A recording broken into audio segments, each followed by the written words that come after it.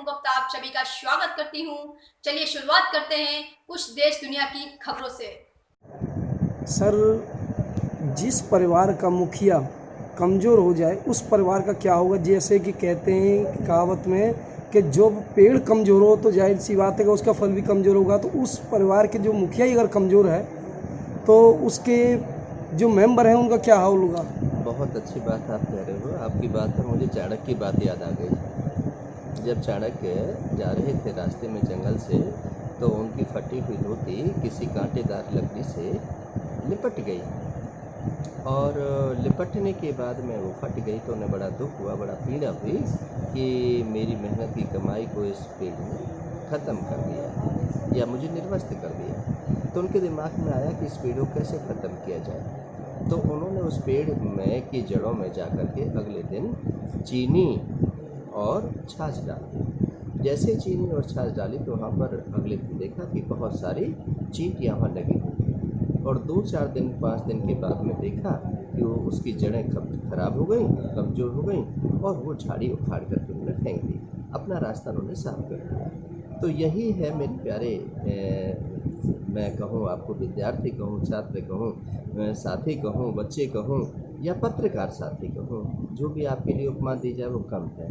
लेकिन आपका जो प्रश्न था, बड़ी अच्छी बातें कई बार आप करते हो।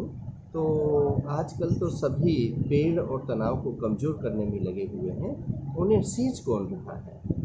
बच्चे, यदि औलाद की बात करूँ मैं, तो औलाद भी माँ बाप को जैसे ही जब तक कमारे होते हैं तब तक तो माँ बाप सबको अच्छे लगते होते हैं, जब तक तो पिता मेरा माता मेरी। लेकिन जैसे ही वो वृद्ध अवस्था की तरफ होते हैं, रिटायरमेंट होते हैं, तो माता तेरी और पिता तेरा फिर बंटवारा कर लेते हैं। और फिर जब बीमारी लग जाती है तो फिर कहते हैं न माँ मेरी न पिता मेरा, पता नहीं क्या है, और फिर उनको वृद्धाश्रम में छोड़ करके चले आते हैं, और उनसे प्रॉपर्टी विवाद पर कई बार उनकी मौत तक भी कर देते हैं, गला भी घोट देते हैं।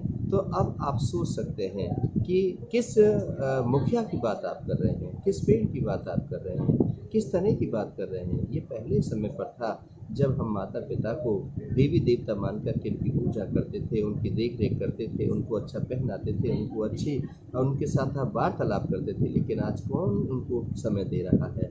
आज वो अपने मन की बात किसी से नहीं कह पाते, मुंह से बोलते हैं, इतने में ही उनको 10 बातें और सुननी पड़ जाती हैं, तो वो चुप्पी साध जाते हैं, और कई बार वो उस चुप्पी में अपना जीवन ही छोड़ जाते हैं कि क्या करें, किससे बात करें, क्या हमारा जीवन है, क्यों हमने कमाया, क्यों मकान बनाया, क्यों हमने गाड़ी बंगला बनाया, क्यों हमने ये सब कुछ किया। बड़ा चिंता का विषय। सर, एक चीज़ और सर इसमें पूछना चाहूँगा, जो आजकल अभिभावक जो लोग अपने बुजुर्गों की जो इज्जत करना भूल गए, क्या वो लोग उनके लिए क्या मैसेज देना चाहेंगे जिससे कि क्या वो अपने बच्चों से इस चीज़ की अपेक्षा रखें। मैं समझ गया जय भाई कि कर्तम सो भोक्तम, जो करता अपने लिए करता है। बोया पेड़ बबूल का तो आम कहाँ से खाए। यदि वो आज अपने माता पिता की नहीं कर रहे हैं तो आने वाले कल को उनके बच्चे भी यही देख रहे हैं, वो उनकी नहीं करेंगे। ये तो हम जैसा करते हैं वैसा ही हमें मिलता है। कुआं में जैसे हम आवाज़ लगाएंगे वैसा ही मिलेगा। यदि हम आज अपने माता पिता को समय देते हैं, उनके पैर चरण वंदना करते हैं, उनका सुख दुख पूछते हैं, तो उनकी जो आत्मा की आवाज़ होती है, जो दुआएं होती हैं, उनसे वो बच्चे को बल और शक्ति और ऊर्जा मिलती है, उससे व्यापार ठीक चलता है, घर में खुशी रहती है। लेकिन जो बच्चे अपने माँ बाप का दिल दुखाते हैं, उनको बुरी भली कहते हैं, उनकी बात को नहीं समझते हैं, उनको उनकी जो बद्दुआएं होती हैं, उनकी जो दिल की आवाज़ होती है, जब वो निकलती है तो उन पर नौकरी भी छूट जाती है, उनका व्यापार भी चौपट हो जाता है, उनके बच्चों को बीमारी भी लग जाती है, कोई रोड एक्सीडेंट भी हो जाता है, सड़क दुर्घटना भी हो जाती है, और कहीं ना कोई बड़ा लॉस भी हो जाता है। फिर उनको एहसास होता है कि हाँ, कहीं ना कहीं पर हमने जो माता पिता की जो आत्मा को दुखाया था उसका ये दुष्परिणाम है। तो कर्तम सुभूतम नर ही नर सेवा नारायण सेवा।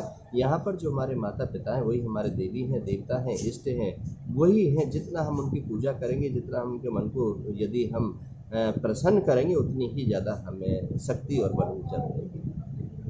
सबसे पहले खबरें देखने के लिए हमारे चैनल को सब्सक्राइब करें और लाइक करें।